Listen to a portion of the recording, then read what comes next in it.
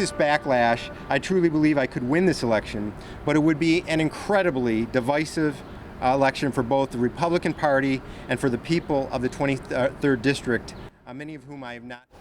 Tonight, the man who was all but expected to get the Republican nomination for New York's 23rd congressional district race has withdrawn his bid. Good evening, I'm Hannah Buehler. Congressman Chris Jacobs announcing late this afternoon he will not run for re-election this year, just days after he publicly said he would support a ban on assault weapons and other gun reform legislation in the wake of the mass shootings in Buffalo, Uvalde, and Tulsa. In today's announcement, he blasted the party system, saying the requirement of 100% loyalty to party stances is not good for our democracy. His move to cross party lines and call for gun reform, he says, lost him almost all of his support. The thing is, though, he still represents one of the reddest districts in the state. Jacobs will continue to represent much of western New York, including a large chunk of Erie County, until the end of the year when his term ends. So tonight, 7 News reporter Natalie Fahmy joins us in the newsroom. She's breaking down the major names hoping to take his place representing you on Capitol Hill. Hannah, with the deadline for prospective candidates to get their name on the ballot just 1 week away, they're wasting no time getting their name in the running. Erie County Conservative Party Chairman Ralph Lorigo says Nick Langworthy is the right man for the job. Meanwhile, Carl Palladino confirms he will be running.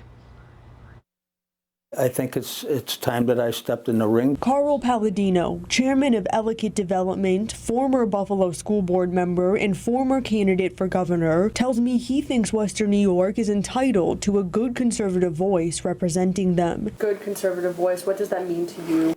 That means a person that basically follows the agenda of people like Ronald Reagan and Donald Trump, where they honestly care for the people and they sincerely want to do well for the people. Palladino says he understands why Chris Jacobs stepped aside, but does not agree with the stance he took. Chris, I think, was confused, like many Americans, that the recent terrible shootings that we've had in this country have something to do with guns. I knew that there was going to be a high-level backlash, but look, if you're not going to take a stand on something like this, I don't know what you're going to take a stand on. Jacobs saying today he will continue to speak up on the issue, calling out his party for being alienating. I think there are a lot of people who would be receptive to our party more if they felt that this party was a little more